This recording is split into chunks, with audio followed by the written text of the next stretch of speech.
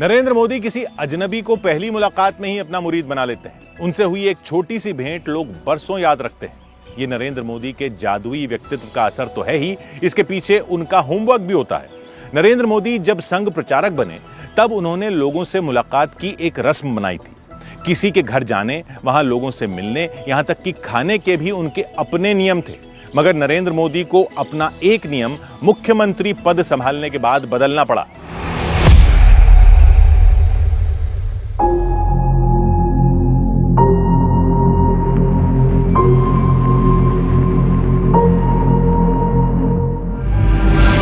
चौबीस सितंबर 2002, गांधीनगर, गुजरात। शाम के करीब 5 बज रहे थे। अक्षरधाम मंदिर में 2 आत्मघाती आतंकी दीवार फांदकर घुस गए।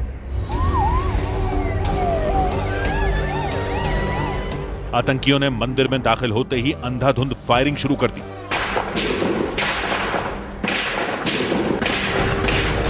लश्कर तैयबा के आतंकियों का प्लान श्रद्धालुओं को बंधक बनाकर भारत सरकार से मुंह मांगी डिमांड पूरी करवाने का था। गुजरात के तब के मुख्यमंत्री नरेंद्र मोदी को आतंकी साजिश की सारी परतें समझ आ गई थी। उन्होंने बिना देरी किए पाकिस्तानी दहशतगर्दों के खात्मे का मिशन शुरू किया। 10 से 15 मिनट के भीतर नरेंद्र मोदी ने एनएसजी कमांडो को मोर्चे पर तैनात करने की योजना बनाई। रात के करीब 10:10 पर अक्षरधाम मंदिर में एनएसजी कमांडो पहुंचे। 35 कमांडो की टीम को मंदिर में छिपे आतंकियों से निपटना था।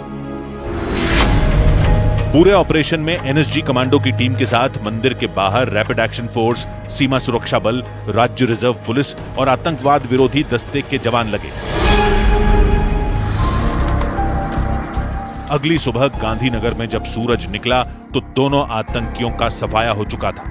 लेकिन आतंकियों ने मंदिर परिसर में मौजूद 32 श्रद्धालुओं और 3 सुरक्षा कर्मियों की जान ले ली थी। 80 से ज्यादा लोग आतंकी हमले में घायल हुए थे। अक्षरधाम मंदिर पर हुए आतंकी हमले के बाद नरेंद्र मोदी को छत पर सोने से बचने की सलाह दी गई।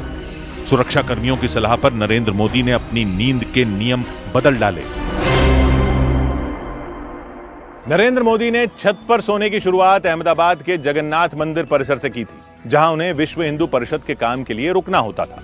दिन भर भाग दौड़ के बाद जब रात में नरेंद्र मोदी सोने जाते थे तब मंदिर के पंखे के नीचे उन्हें नींद नहीं आती थी। तय समय पर सोने और उठने के पाबंद नरेंद्र मोदी के कई और खुद के बनाए कायदे थे।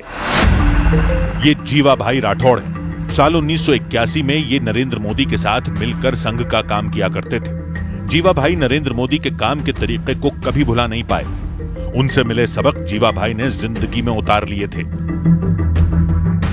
नरेंद्र भाई का जो बगल थैला रहता था, इसमें एक जोड़ी कपड़ा, टॉवेल और एक बुकलेट। और जहां जाते थे उस समय वो जीप लेके घूम रहे थे, खुद चला के, लेकिन कभी कभी बस में भी आते थे। लेकिन एक चौपड़ी हमेशा के लिए नरेंद्र भाई के साथ रहती थी। जीवा भाई ने 4 से 5 साल का वक्त प्रचारक नरेंद्र मोदी के साथ गुजारा। वो बताते हैं कि नरेंद्र मोदी के भाषण क्यों इतने प्रभावशाली होते हैं।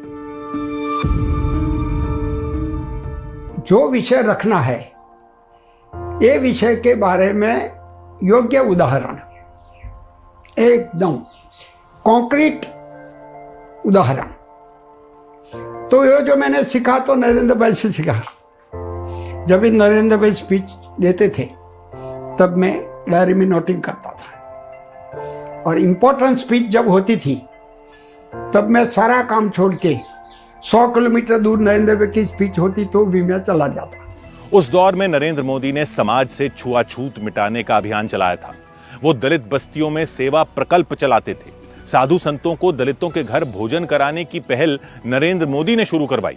नरेंद्र मोदी की दूरदर्शी सोच की एक कहानी गणेश विसर्जन से भी जुड़ी हुई है। नरेंद्र मोदी का व्यक्तित्व जादुई है। इसकी गवाही उनसे प्रभावित होने वाला हर शख्स देता है। जो पंडित दीनदयाल उपाध्याय का एकात्म मानव दर्शन है कि समाज के अंतिम पायदान पर खड़े व्यक्ति का हम उत्कर्ष कर सकें, ऐसी नीतियां माननीय नरेंद्र भाई ने बनाई हैं। वो बेशक वो आवास योजना हो, वो आयुष्मान भारत योजना हो, वो उज्ज्वला योजना हो, उन्होंने समाज के हर वर्ग के उत्थान के लिए कृत संकल्पित होकर काम किया है। पीएम मोदी पर न्यूज 18 की खास सीरीज जारी है। कल रात 10:05 पर देखना ना भूलें।